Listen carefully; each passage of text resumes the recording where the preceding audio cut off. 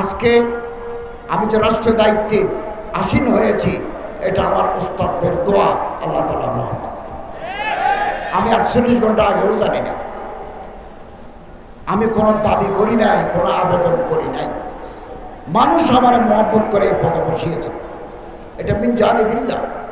হাদিসের ভাষ্যমতে আমার উপর আল্লাহর রহমত থাকবে, আমি আল্লাহ তাআলার সহযোগিতা পাবো।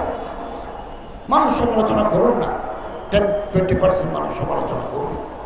আমার নিয়ত পরিষ্কার, নিয়ত পরিচ্ছন্ন, এবং আমি আমার মন্ত্রণালয়ের দায়িত্ব নেওয়ার পরে বলেছি, আমি 1 পয়সা 1 টাকা ঘুষ খাবো না, দুর্নীতি করবো না, নয়সই করবো না। আপনারাও এই তরিকায় চলবেন। হজের টাকা কমানোর জন্য আমি রাত দিন মেহনত করে যাচ্ছি। কতটুকু কমানো যায়, কোন কোন খাতে কমানো যায়, এগুলোকে আমরা চিহ্নিত করেছি। বাংলাদেশ বিমানের সাথে বসেছি, আরও বসবো। আগামী সপ্তাহে আমি সৌদি আরব গিয়ে হজ মন্ত্রীর সাথে কথা বলব যে একটু কম দামে করা যায় কিনা। হাজিদের নিয়ে যে সিন্ডিকেশন ছিল, এটা আমরা চিহ্নিত করেছি কোথায় কোথায় অ্যানোমেলিস হতো। ইনশাআল্লাহ আজিজ আগামী দিনে এই সিন্ডিকেশন থাকবে না। আমরা হাজিদের কাছ থেকে আমরা যে টাকা নিই, 1 পয়সাও আমরা মন্ত্রণালয়ে রাখি না। আমরা 1 কোটি টাকার ওষুধ নিয়ে যাই আমাদের খরচে, হাজিদের টাকায় নয়। 200 জন ডাক্তার, ব্রাদার্স, সিস্টার্স নিয়ে যায়, এগুলো মন্ত্রণালয়ের টাকা, হাজিদের টাকা নয়। আমরা ব্যবসা করি না, আর খেদমত করি, হাজিদের খেদমত করি।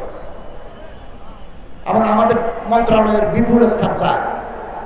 কোনো মানুষ হারিয়ে গেল কিনা, কোনো মানুষ টাকা ফেলে দিল কিনা, কোনো মানুষ অসুস্থ হয়ে রাস্তায় পড়ে আসলো কিনা, এগুলো দেখভালের জন্য আমরা মানুষ নিয়ে যাই।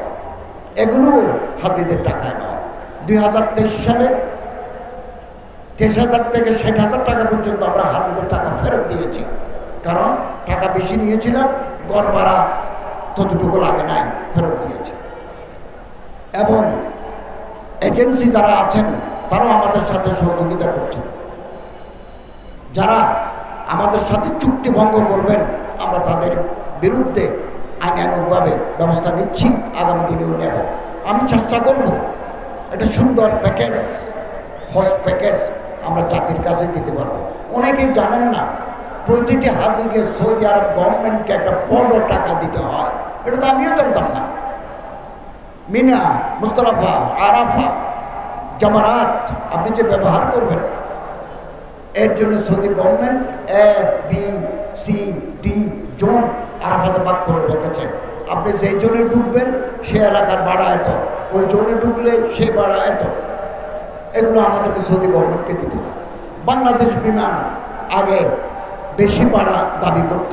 এদিন বাংলাদেশ বিমানের MD সচিবের সাথে আমরা কথা বলেছি, ওনারা রাজি হয়েছেন, আমরা ভাড়া কমাই দেব। ইতিমধ্যে উমরার টাকা বিমান ভাড়া 10,000 কমাই দিয়েছে। ইনশাআল্লাহ আজিজ আমরা আশাবাদী, আমরা যে প্রকল্প নিয়ে এগুচ্ছি আমরা কামিয়াব হব। আপনাদের পরামর্শ চাই, সহযোগিতা চাই। ফেসবুকে লিখতে হবে না, ফেসবুকে লিখে আপনি ভিউয়ার বাড়াবেন বা মানুষ আমাকে খারাপ বলবে, এই তো, এটা করে লাভ নাই। আপনি পরামর্শ দিতে চাইলে আমার ঠিকানা আছে, ওই ঠিকানায় আপনি চিঠি লিখুন, আমাকে ইসলাহ করুন, পরামর্শ দিন, আমরা যাতে সুন্দরভাবে রাষ্ট্র পরিচালনা করতে পারি। এই সিরাত সম্মেলন বহু ওলামায়ে কেরাম, হযরত মৌলানা মুহিউদ্দিন খান সাহেব, হযরত বাইতুল খতিব সাহেব, আরও বড় বড় ওলামায়ে কেরাম করে আসছেন। এটা সমাজে একটা ইতিবাচক প্রভাব পড়বে। আমি আশাবাদী কিয়ামত পর্যন্ত এই মাহফিলের ধারাবাহিকতা চলবে, এবং আমরা যাওয়ার আগে সংস্কার করে একটা সুন্দর রাষ্ট্র, বৈষম্যহীন রাষ্ট্র, ইনসাফপূর্ণ রাষ্ট্রের সূচনা আমরা করে যাব। আমরা একটা দরজা খুলে দেব, আগামী দিনে যারা আসবেন সে দরজা দিয়ে সংস্কার সাধন করতে পারবেন। আল্লাহু ওয়ালিয়ুত তৌফিক হুয়াল মুওয়াফফিক ওয়াল মুঈন ওয়া আখিরু দাওয়ানা আনিল হামদুলিল্লাহি রাব্বিল আলামিন।